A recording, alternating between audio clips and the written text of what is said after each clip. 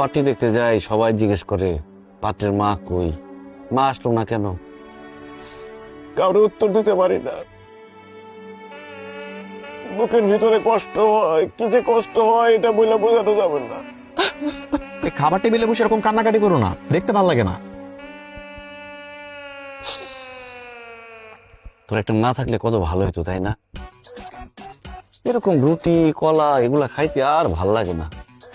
সকাল সকাল গরম খাবার খাইতাম, দুপুরে গরম খাবার খাইতাম, রাত্রে গরম খাবার খাইতাম। আরে বাবারা সন্তানের সব অভাব পূরণ করতে পারে, কিন্তু মায়ের অভাব পূরণ করতে পারে না, কারণ মায়ের কোনো বিকল্প নাই। তোমার যে মিনুয়ানটাকে পছন্দ হয়েছে এটা আমার ডিরেক্ট বললেই তো পারো। এরকম অভিনয় করার কি আছে? এত পানি খাও।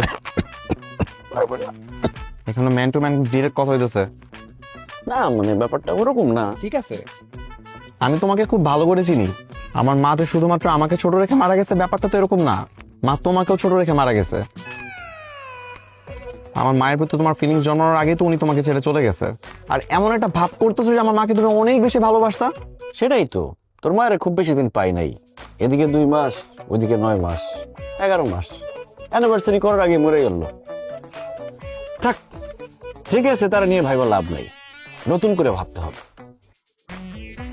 এখন আসল কথায় আসো, তোমার কি মিনু আন্টিকে খুব পছন্দ? না, ঠিক সেরকম না ব্যাপারটা। কালকে তো ওই বিয়ে পাগলিটা আসছিল, বুঝছস? আমার এই যে রিকোয়েস্ট হাতে পায়ে ধরছে বিয়ে করার জন্য।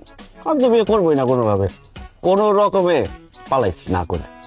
কেন পালাইছো কেন? না করার কি আছে? বিয়ে তো ভালো জিনিস।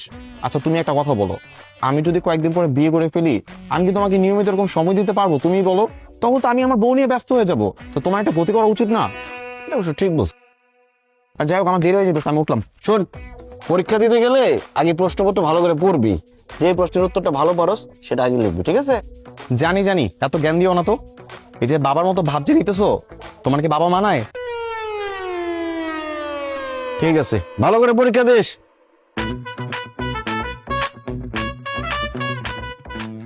এই জিসান, তোর অ্যাডমিট কার্ড মোবাইল হয়ে গেছে। হায় রে ছেলে, কি পরীক্ষা দিবে? এগুলো সব রাখা চলে গেছে। জিসান।